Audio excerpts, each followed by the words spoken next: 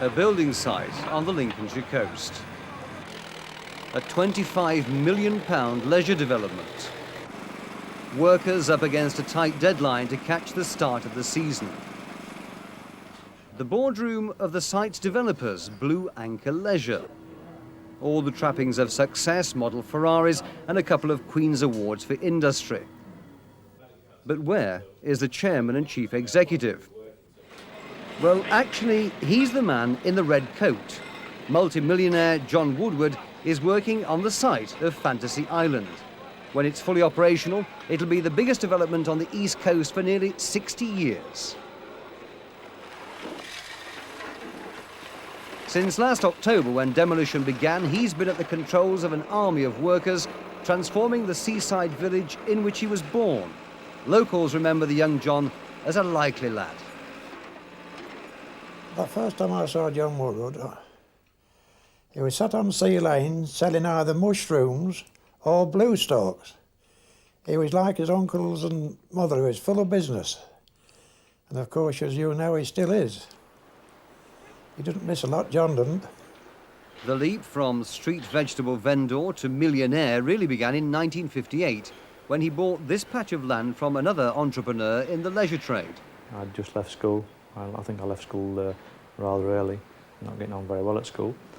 And we had an opportunity to buy a piece of land off Billy Butlin, and which was down at the Anchor Lane corner. And we, in actual fact, purchased this piece of land, 7 acres, and it cost us £7,000, and that became Blue Anchor. Within a year, he'd moved 30 caravans onto the small patch of grass, and now you can't move far on the Lincolnshire coast without passing a Blue Anchor sign. With more than 5,000 vans on 16 sites between Skegness and Mablethorpe, he's become one of the UK's biggest caravan dealers. All your bags are £1, I'll sort them out where you like. The next step up the ladder of fortune came with markets. The Eastgate Market in Inglemells pulled in more than 1 million visitors last year. It's the biggest 7-day market in Europe and boasts it has something for everyone. Whatever their size. If it's wet, there are dodgy umbrellas. Here, stolen goods at honest prices here today at Costamel Inglemells. And if it's sunny, well, you can find a new pair of jeans. But the market's beginnings were a lot more modest. We started in the market game some 14 years ago. In those days it was only Sunday markets, which were of course run illegally because of the Sunday Shop Act. And we've had numerous tussles with not only with the local authority but with the High Courts in trying to sort the rules out and bend the rules to continue in operation. With the company by now, by that time I had quite a lot of land spread up and down the coast. We was able to move from one piece of land to the other once the council caught up with us. So with all these caravanners and shoppers pouring in, what did Inglemells have to offer for entertainment? Well, in summer, there's a beach.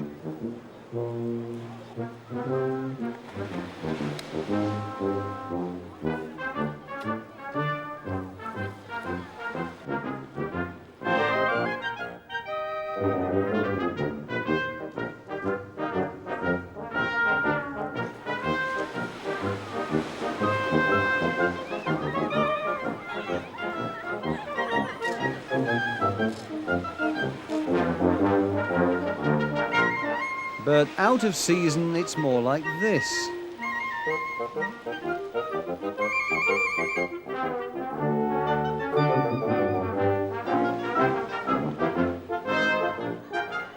So, last year, John Woodward set about providing some indoor entertainment, and first off the drawing board was Tiny Tots. The gala opening of the £500,000 development packed in the crowds, but much bigger was yet to come. For 3 years, he'd been visiting fairs, theme parks and other attractions around Britain and abroad. He'd been working on plans for a development as innovative as Butlin's first holiday camp, which came to Skegness 59 years previously. It's thousands of miles from Inglemells to Las Vegas, but it was that American city's Luxor hotel that grabbed his attention. Its theming of everything from bedroom furnishings to rides was just what he fancied back home. So he decided, let's build a pyramid in Inglemells. It would be striking and it would be weatherproof. for his tour had taught him that although the adverts look like this, the reality is often more like this. The job of coming up with a theme went to the firm who designed the Tiny Tots village. It's a designer's dream in some ways, also a nightmare in others, because once you start to let your imagination go wild on it, basically, you obviously create yourself a lot of technical problems.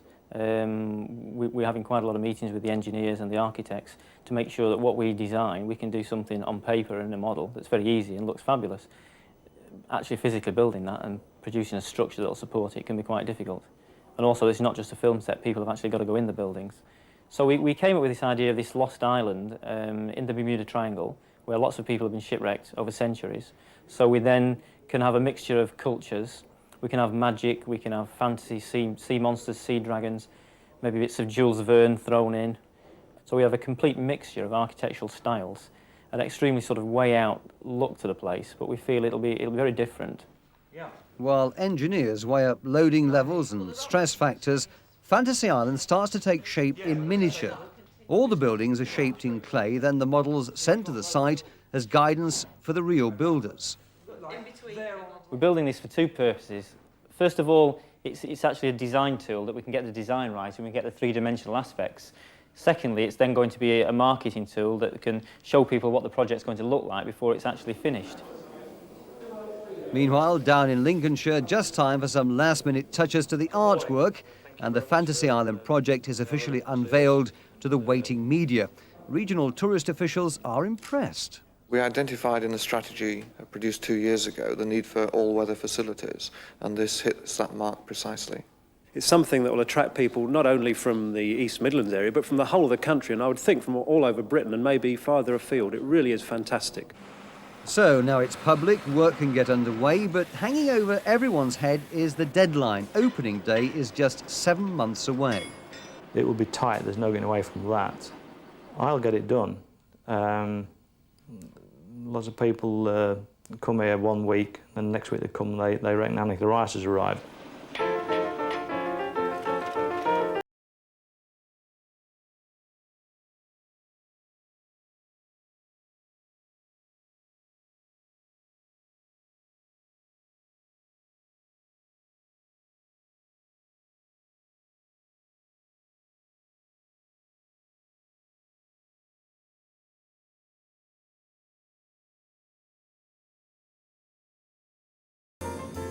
A nearby farmer's field becomes an improvised landing strip for the man from Space Deck who'll build the pyramid on site. His main worry is the wind. Too much of it and the lift will have to be postponed, and that will be rather expensive as the world's biggest crane is wending its way to the coast, all 29 lorry loads at a cost of £75,000 a day. If we miss the date of the lift, we miss the crane, because that crane is going off somewhere else and it's then going off for 5 weeks' work on another project. And so if we don't hit our date, we won't have a crane to lift, and we probably won't have a client to pay us any money. Well, the weatherman says it can only get better.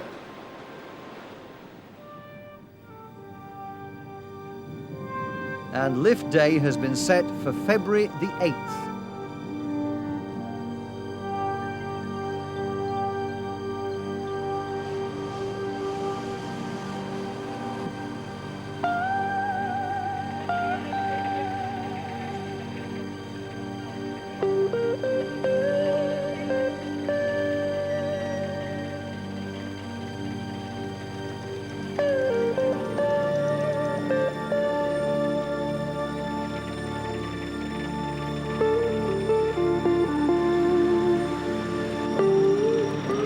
They're assembled on the ground, and we basically make 4 sides of the pyramid, so that's 4 large triangles horizontally on the ground.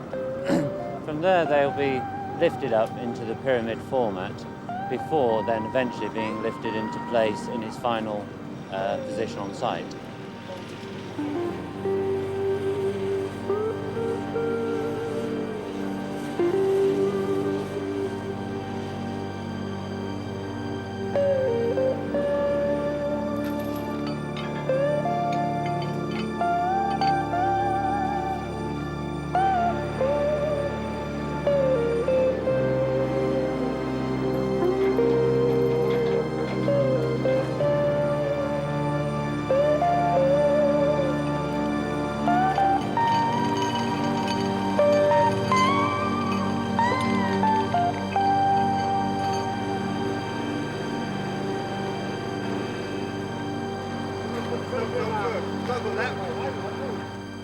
today we've lifted 2 of the 4 triangular pieces into the air to try and form it into its pyramid shape.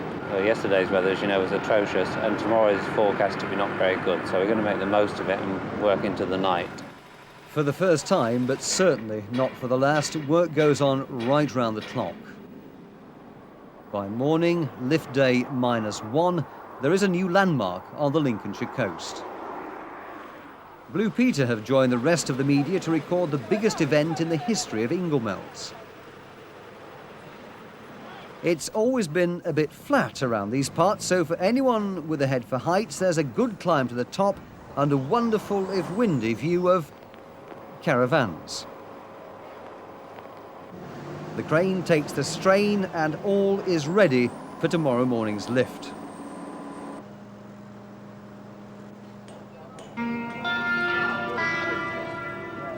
First light. It's cold, it's damp, but the wind is low enough for the lift to go ahead on schedule.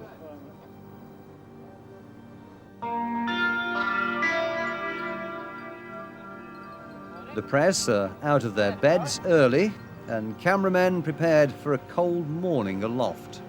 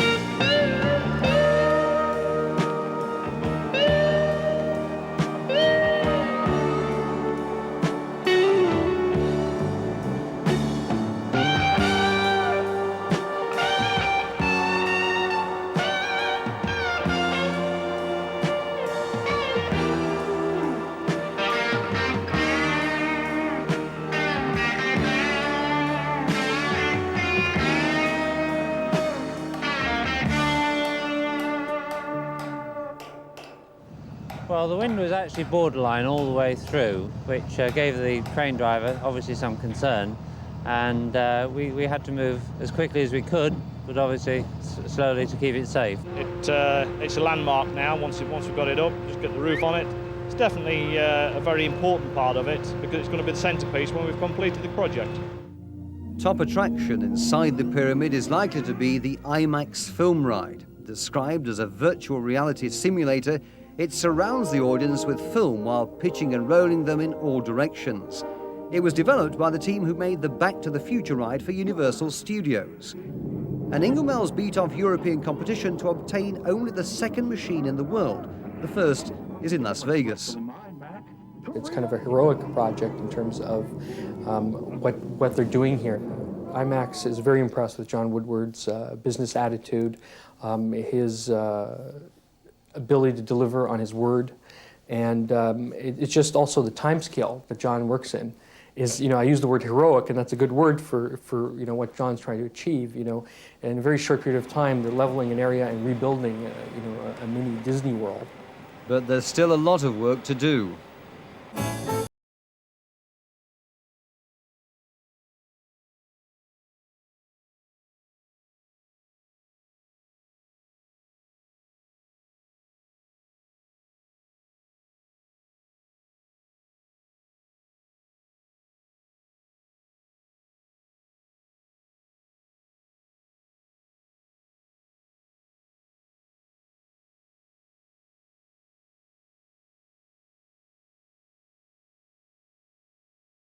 Joined by an American who's demonstrating thatching. He developed an all-weather aluminium thatch that's already in use on Disney parks. It comes in sheets that are that have to be pulled apart, and once they're pulled apart, there's a solid tab at the top that is what is nailed or stapled into the roof, and then it's built up progressively in layers. And once it's built up, it looks like it's very realistic. So realistic, in fact, that it convinced this starling that underneath the eaves was a very good place to nest. By March, the publicity machine is in top gear. Brochures are coming off the presses, the model has been completed, and Fantasy Island is about to be unveiled at the showcase of the British tourist industry, the British Travel Trade Fair at the NEC in Birmingham. And it's all indoors. Well, that's what's needed, I think, with our usual weather, isn't it? And it's, if you like, it's totally different to anything that's been seen in Britain before. Yes, absolutely. And peeping through the crowd is the character helping put it on the tourist map. It's the marketplace where you have to be seen, if you like, to present a new product to the industry. It's your way of developing forward, and we've also decided to pick today to officially launch one of the main central characters of Fantasy Island, which is going to be Captain Rhombus. But there's plenty of competition about. Singing nuns are just one of many weapons in the frantic battle for publicity during the 2 days of the fair. So how do you compete with this? Well, Rhombus turns a few heads by mounting an assault on a much better established tourist emblem, the Jolly Fisherman from Skegness. Something like Fantasy Island is very much a dream. It's in a person's mind, it's being built, it's coming together. But it's important for people to see that there is something real and realistic, and that's exactly what Captain Rhombus is able to do.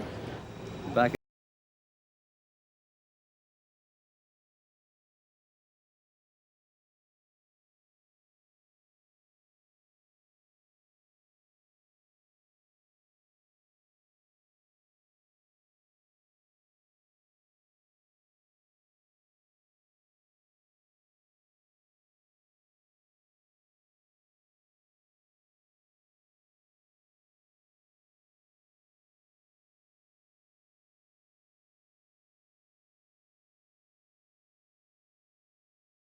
tropical look. To complement the pyramid, £100,000 worth of palm trees are being planted.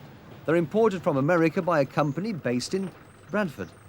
The foliage is a preserved foliage which is actually grown in parts of California.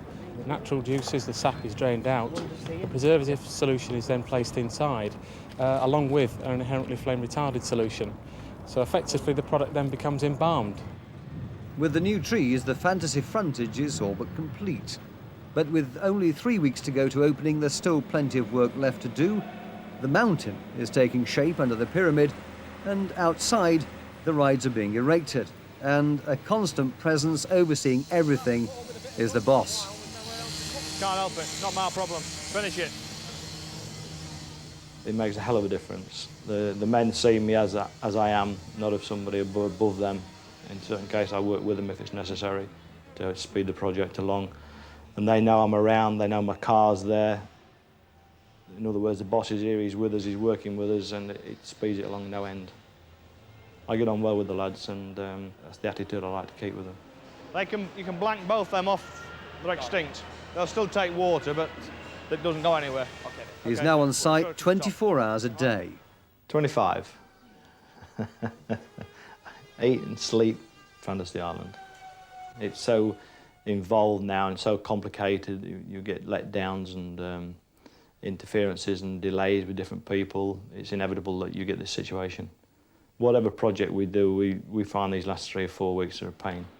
1 month to go, but the first customers are due tomorrow, inside a nightclub that looks far from ready.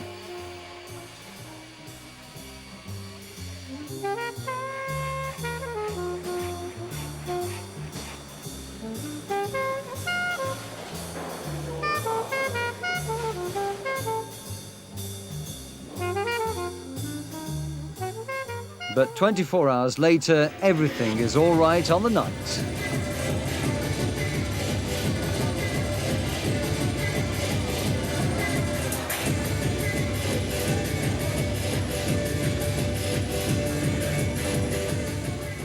Get it loaded and then you get it shifted then. 3 weeks to go, and surely this will never be finished. By now, the workers are on site at 6 in the morning, but the last things on John Woodward's mind are worries about not getting the job completed. No, I'm already planning my next project now. Yeah. This one's finished as far as I'm concerned now. I can see the end of it, and I shall be here for a further month after the opening, and then I'll take 3 weeks holiday and then come back and let rip into what I'm going to do next year, I suppose. 11 days to go. Blue Anchors say they're sticking to the opening date, but admit not everything will be ready. However, the first shops have opened for business, and the first takeaway. The hot mushy peas, fresh seafood. The main rides are taking shape on what still looks suspiciously like a building site, but Fantasy Island is in royal mood today. The Duke of Gloucester is paying a visit and has a quick tour of the site before meeting some of the men behind the project. But the man behind it all isn't in the lineup for handshakes. He's too busy out on site. Well, it certainly seems to have been approached with a great deal of enthusiasm. And there seems to be an awful lot of things going on, and I presume a great deal of thought has been put into how it's run.